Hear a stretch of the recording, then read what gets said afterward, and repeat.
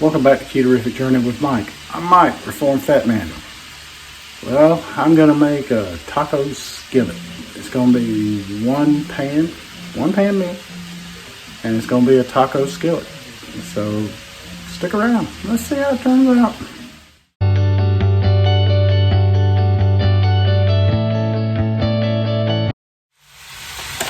Okay, I got a package of ground beef.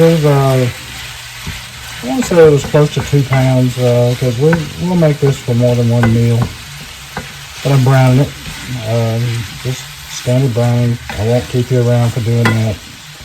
Won't bore you with the browning of meat because I'm sure y'all have browned meat before. So I've browned this meat and I took a lot of the fat out of it and I've added in. While it was cooking, I did add a little bit of salt to the meat. Not much, just a little. And after taking out a lot of the fat, I have put in taco seasoning and some water. And now I'm mixing it in. Now the taco seasoning, it was a homemade seasoning of mine. And it's the equivalent of 2 pouches, since I've got roughly 2 pounds of meat here. If you were to buy it in the store, it'd be the equivalent of 2 pouches. So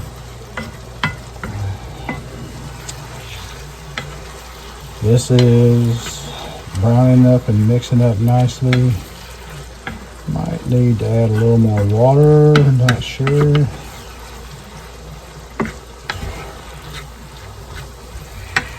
Alright, now let me get some mushrooms and we're going to add them to it.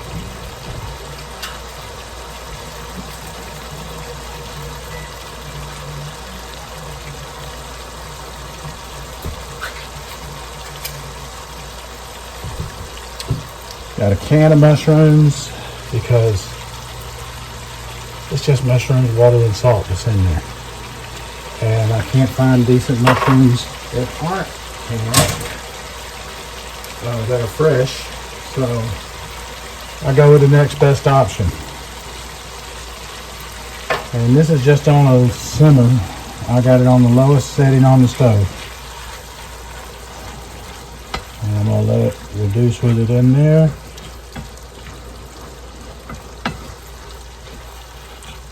Stir this all in, let it just start to get all melded together. And we're going to add, if I can find my can opener, a can of diced tomatoes. And I'm going to drain them as well.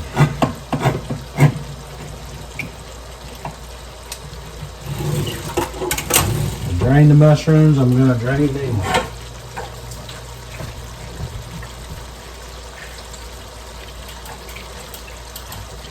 Even draining them, you're not going to get all of the juice out of it, but you want to get as much of it as you can out because you don't need that much watery substance in there because you want it to thicken up. Now if I can just get the lid to come out. Here, there we go. Alrighty, starting to work.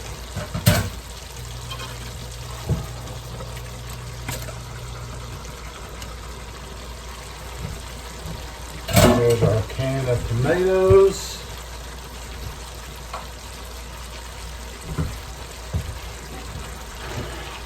And that was a can that I just got from Aldi.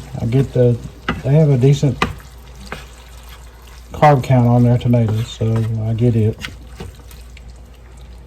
And let me mix all this together and then we'll be back.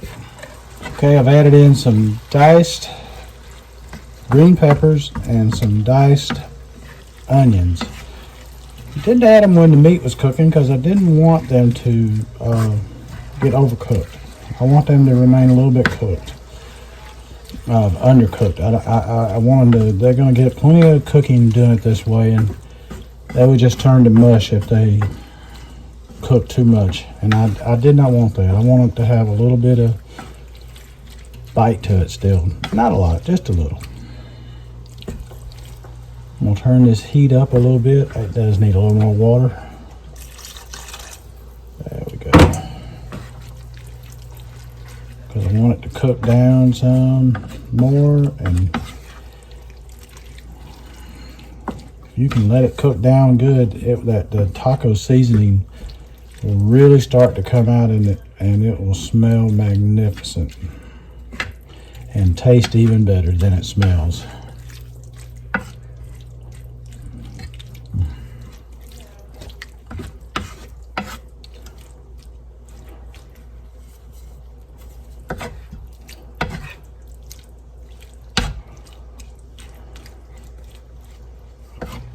Let's see where we are on taste. Get over here with a little bit of the broth.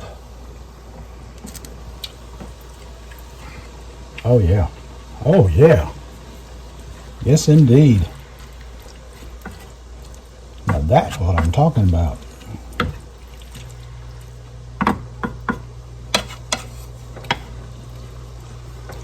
We are going to add cheese to this too. And we're just going to let this cook down now. And then we'll add the cheese to it. So be back after this is cooked down. Okay, you can see it's reduced down nicely. Real pleased with how it reduced. Let me turn this fan on so you can hear me. And I'm going to add the cheese.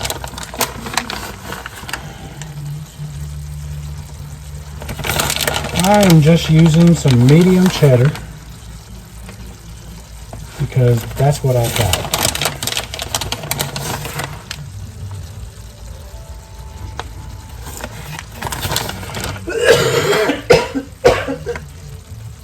Oh, pardon me. Something jumped up in my throat.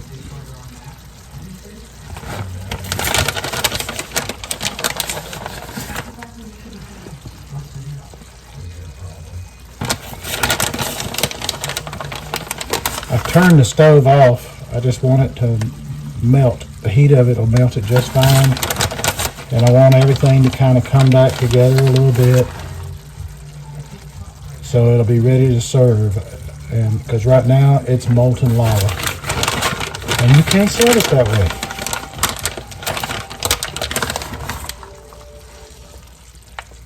And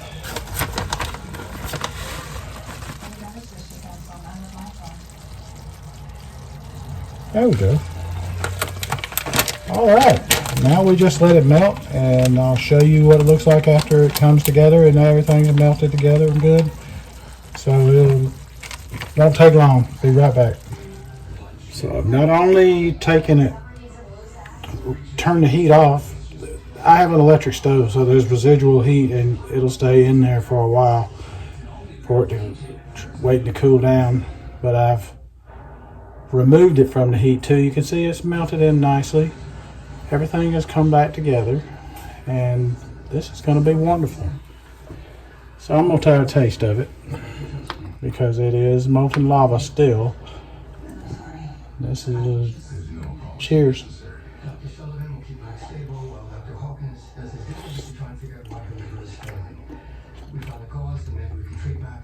I'm telling you, that's good. That is really good.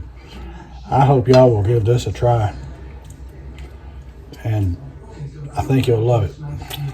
It's a one-pot thing. I love one-pot cooking, and this is one pot, or one pan in this case. So until the next time, this is Mike at Ketorific Journey saying, let's be careful out there.